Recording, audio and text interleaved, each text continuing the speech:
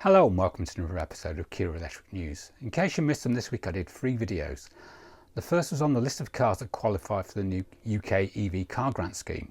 The second was on the surprise release of new EU Maps and infotainment updates for Gen 5W via over-the-air updates only, so no download, which was version 250604. The third was part 2 of my hints and tips for the new Kia app based on common questions that I get asked.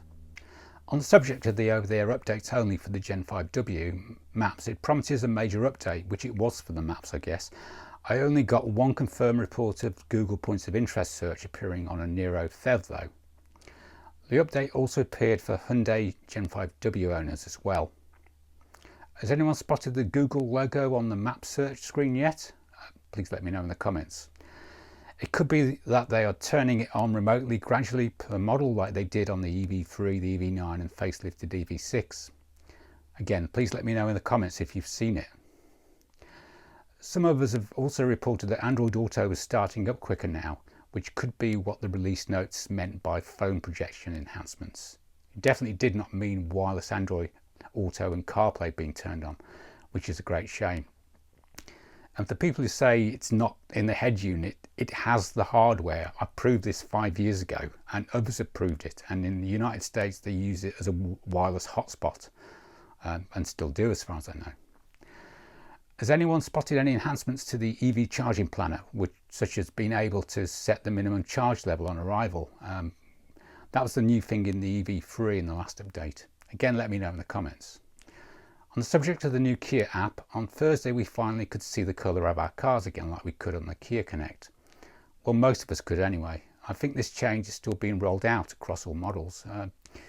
The picture of mine is still a mixture of EV3 Air with, well, some rough approximation for the orange colour, which isn't orange. I also have a fresh tip for the Kia app for when remote climate control is set. As well as the spinning fan animation, outside of the fan button is highlighted in green with a break in it that appears to be a countdown timer until climate control completes, as you can see in my speeded up clip, which is on screen now. Thanks to viewer Horsey2066 for that tip. Last week on Kia Electric News, I reported that Hyundai UK were offering a fix for the keyless entry system on pre-facelifted Ioniq 5s for £49 to prevent the Game Boy attacks. I've been trying to find out if Kia UK are also offering similar, so I started a thread on EV6 area of KiaOwnersClub.co.uk forum. From multiple discussions on there, it would seem that the Hyundai fix involves a software update possibly to the BCU or body control unit and replacement of the 2 existing car keys. So hopefully you'll get one that's got only wakes up when you move it like the later keys. This information came from a thread on Ioniq forums originally. As for the Kia situation in the UK, customer services were contacted by super moderator IOE on KiaOwnersClub.co.uk. Kia said this: at present Kia has not released a similar update. However, I would like to reassure you that our R&D development teams are continuously working to address emerging security threats and incorporate the latest technologies into our vehicles to help prevent theft. Kia takes vehicle security very seriously and remains committed to protecting our customers. It just sounds like a bog standard answer to me. I mean, if this is not an emerging threat, it's been there for the last 3 years at least. They should be doing more to protect the existing cars out there. If I still had an EV6, I would write a letter of complaint to CEO of Kia, Paul Philpott. This really is not on. This week on Kia UK EV6 Facebook groups, some have reported that they've had an email from their Kia dealership. It turns out there's a possible electrical fault on the driver's seat. It would seem that this is for the pre-facelifted model. This would also apply to powered seats only. I don't know any actual details, but I do remember a TSB for a wiring issue on some US models a while back, which was a wiring fault that was causing a phantom 12-volt battery drain. So it's important to keep your 12-volt battery going, but I don't know. I mean, it's pure speculation. If anyone's found any more details, please let me know in the comments. This week I received this email from Kia Connect Europe on the AI Assistance survey. I completed the survey and it would seem that they are considering charging €2.99, that's 2.99 euros for a subscription plan. Well, I say that can do one. I'm suddenly not interested anymore. This week Kia released a press release about Kia EV4's exceptional safety and convenience features. This mostly covered all of the driving assistance features that many of us already use, which Kia calls DriveWise. This optional system appears as standard on all UK trims, all the way down to the Air trim. To be fair, it looks like the same ADAS stuff that we have in the EV3, but I spotted one interesting snippet of new information in there. The article says Remote Smart Park Assist, or RSPA, allows the vehicle to move forward or backward using buttons on the key fob or through the Kia app. That's new. Offering effortless parking in tight parking spaces with the driver outside the vehicle.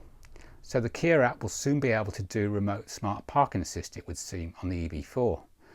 So is RSPA via the Kia app just going to be EV4 exclusive thing, or will it also come to other Kias such as the EV3?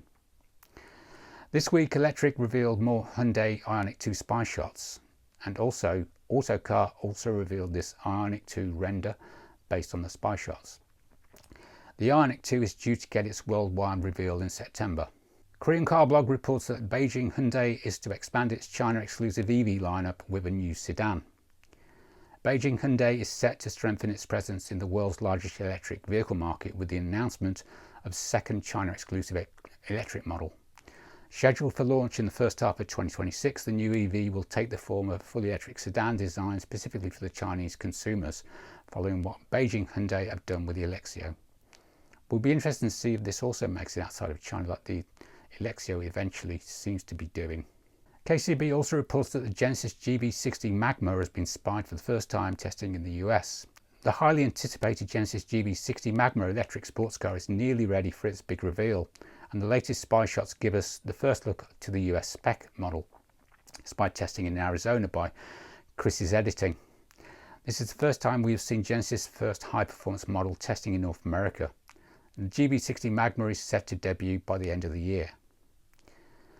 This week Kia released updated maps and infotainment for the Indian market. As well as updated maps, new voice recognition support was added to support Bengali, as well as existing support for English and Hindi.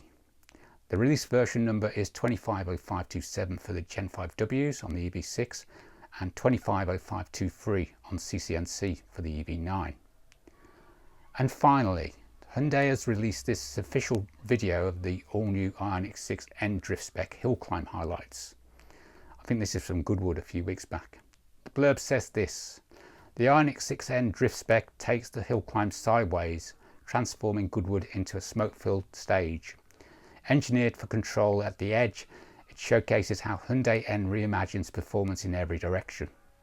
Born in Namyang, honed in the Nürburgring, Hyundai N isn't named for just a place, it's the experience that you get around every N-shaped chicane, corner and hairpin. It's fun, heart-pumping excitement that you can own and enjoy. Get it? Do more than simply drive, enjoy every second of it, never just drive. Anyway, that's all for this week. As usual, links to all of the source articles and videos can be found in the show notes in the video description. Thanks for all of the comments, likes and subscribes this week. Welcome to new channel members, Bengt Ackerblom and Steve Burrell. Thanks to all my channel members for your invaluable financial support once again.